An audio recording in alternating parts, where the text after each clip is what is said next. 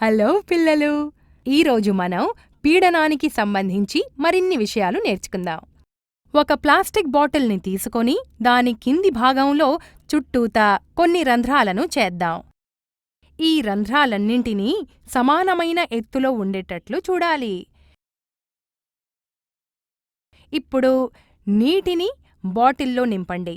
నీరు ఒక్క రంధ్రంలోంచి కాక అన్ని రంధ్రాల నుండి బయటికి వస్తోంది.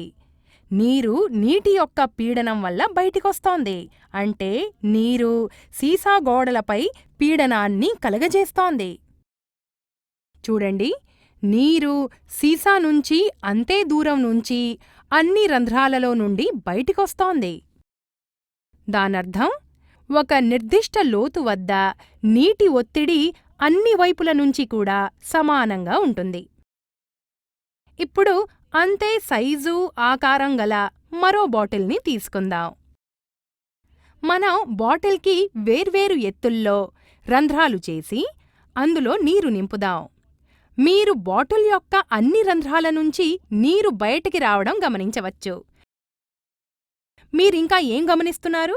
బాటిల్ పై భాగానికి దగ్గరగా ఉన్న రంధ్రంలోంచి నీరు బాటిల్కి తక్కువ దూరంలో ఉంది. అలాగే బాటిల్ కింది భాగంలో ఉన్న రంధ్రంలోంచి వస్తున్న నీరు బాటిల్కి ఎక్కువ దూరం వరకు వెలువడుతుంది. మరి దీనివల్ల మీకేమర్థమవుతోంది? నీరు పీడనం వల్ల బాటిల్లోంచి బయటికొస్తోంది.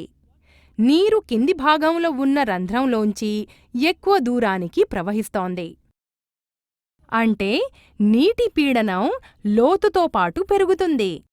అంటే నీటి స్థాయి యొక్క పెరుగుదలను బట్టి నీటి ఒత్తిడి పెరుగుతుంది.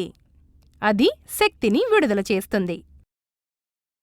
పై రెండు ప్రయోగాల వలన మనం నీరు నిమ్నత వల్ల అన్ని దిక్కులలో సమానమైన పీడనాన్ని కలుగజేయడం చూడవచ్చు. మనం లోతుకు వెళ్ళిన కొద్దీ పీడనం పెరుగుతుంది. లేదా నీటి యొక్క లోతు పెరిగిన కొద్దీ నీటి పీడనం పెరుగుతుందని మనం చెప్పవచ్చు. మీరెప్పుడైనా ఫుట్బాల్ని నీటిలో ముంచడానికి ప్రయత్నించారా? ట్రై చేయండి. మీరు ప్రయోగించిన శక్తికి వ్యతిరేక దిశలోని శక్తిని మీరు గమనించవచ్చు.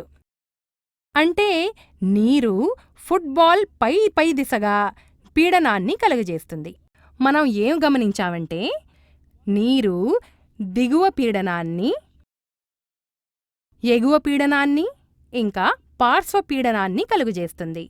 అంటే నీరు లేదా ఏదైనా ద్రావం అన్ని దిక్కుల లేదా దిశల పీడనాన్ని కలుగజేయగలదని మనం చెప్పవచ్చు. మనం ఈరోజు నేర్చుకున్న దాన్ని మననం చేసుకుందాం.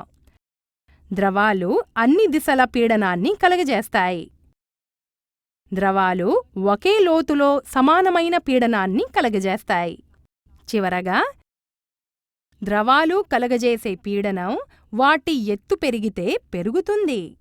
అంటే పీడనం లోతు వల్ల పెరుగుతుంది. మరి ఇవాల్టికింతే. బాయ్ బాయ్ పిల్లలు.